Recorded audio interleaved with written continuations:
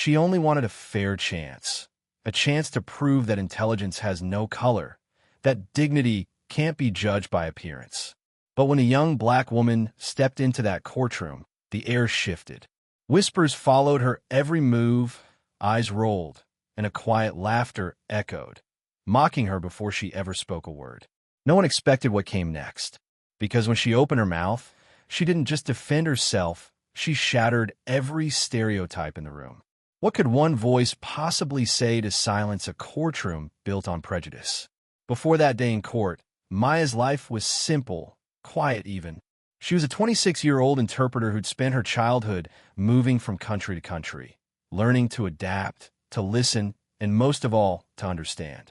Her gift for languages wasn't just talent, it was survival. Every new place meant a new tongue, a new way to be accepted. She lived modestly in a small apartment, her shelves lined with dictionaries from around the world. Her neighbors often heard her rehearsing accents late at night, unaware that behind those walls was a woman who could speak fluently in 9 different languages. She dreamed of working for the United Nations someday, helping bridge divides others refused to cross. But dreams, she knew, didn't always protect you from the world's harshest truths, especially when your skin color spoke louder than your voice ever could. That morning, she had dressed carefully for her court appearance. Pressed blouse, steady hands, calm breath. It wasn't even her trial. She was there to translate, to help someone else find justice. Yet from the moment she stepped inside, she felt it, the shift in the room.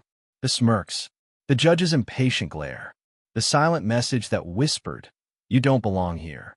She tried to ignore it, but deep down, Maya knew something was about to happen that would test everything she believed in. The courtroom buzzed with quiet conversations, papers rustling, heels clicking, the low hum of authority. Maya took her place beside the defendant's table, her notes ready, her posture straight. She had done this dozens of times before, but today felt different. The judge barely looked at her when he entered, eyes flicking over her skin as if it were a mark against her professionalism. When she introduced herself, her voice steady but calm, the judge smirked. "Let's hope you understand this language," he muttered under his breath. A few people laughed. The sound sliced through her composure like a blade. Maya blinked, pretending not to hear. But inside, something began to tremble, an anger she'd buried for years. She focused on her task, translating every word carefully between English and Spanish. Her rhythm was flawless. But as the proceedings went on, the interruptions started. Each time she spoke, the judge cut her off. "That's not the correct translation," he'd snap. She'd calmly correct him, her tone measured. Yet the ridicule grew sharper, the laughter louder. Finally, one attorney spoke up. "Your Honor, with respect, her translations are accurate. I've reviewed the documents myself." The judge leaned back in his chair, smirking. "We'll see about that. Perhaps she's just confused." His words hung in the air like smoke. The room fell silent. Maya felt every pair of eyes on her, some sympathetic, others cold. Her pulse thudded in her ears. "Stay calm," she told herself. "You've been through worse." But that happened.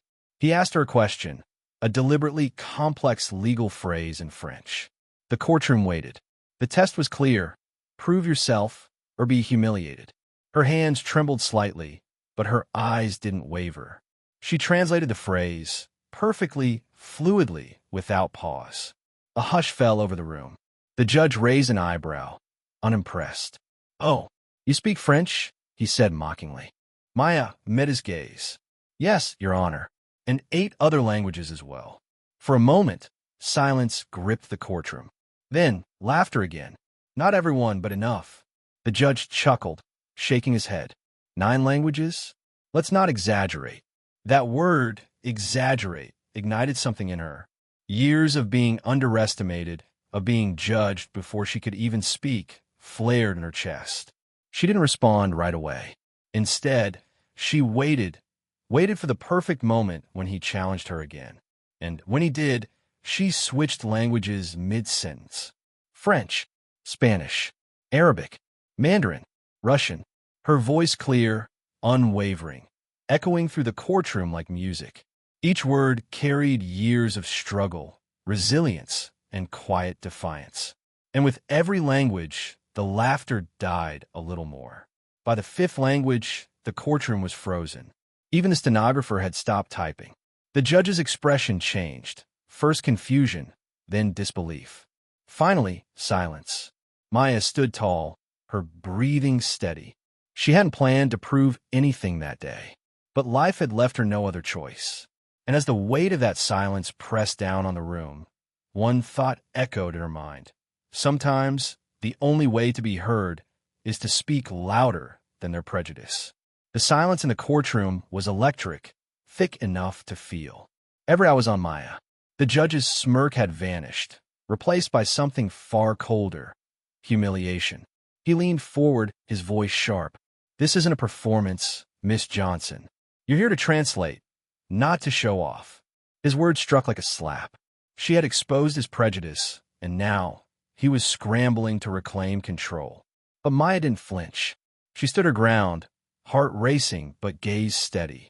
"Your Honor," she said softly, "I was only doing my job, communicating clearly." He slammed his gavel.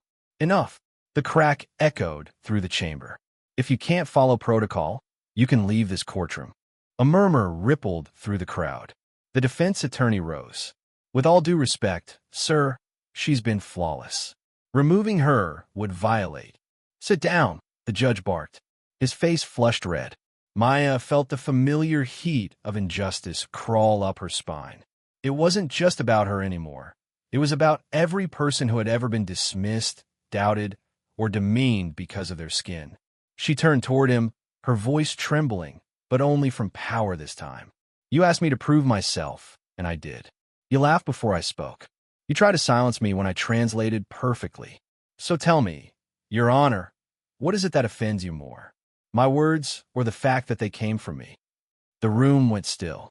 Even the air seemed to stop moving. The judge froze, eyes darting toward the jury, the gallery, the clerks, everyone watching. His authority, once absolute, was crumbling under the weight of truth. For a long, unbearable moment, no one spoke. Then, without a word, he reached for his papers, his hands shaking slightly. Maya stood there, heart pounding, hands cold but unbroken. She had walked into that courtroom to serve justice. Now, she had become its mirror, and though the judge refused to meet her eyes again, everyone else did. For the first time, they truly saw her. When the hearing finally ended, Maya gathered her papers in silence. No applause, no acknowledgement, just the sound of chairs scraping and whispers that followed her out the door. But in those whispers, something had changed. They weren't mocking anymore. They were shaken. The judge never apologized. He didn't have to.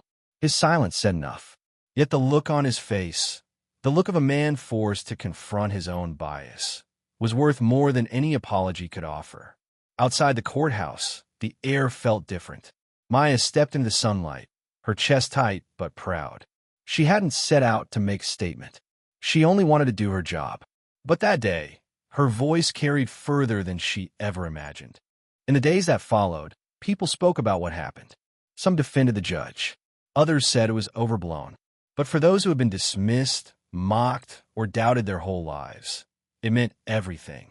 Because Maya's story wasn't just hers. It was a reflection of every black woman who had ever been told she wasn't enough. Every person whose brilliance had been ignored until it became impossible to deny. The courtroom forgot her name within weeks. But the truth she left behind, that intelligence, grace, and power have no color, still echoes where justice too often falls silent. Sometimes it takes just one voice to break centuries of noise. One moment to expose what others refuse to see. One act of courage to remind the world that silence is also a choice. So ask yourself, when the next Maya walks into the room, will you be the one who laughs or the one who listens?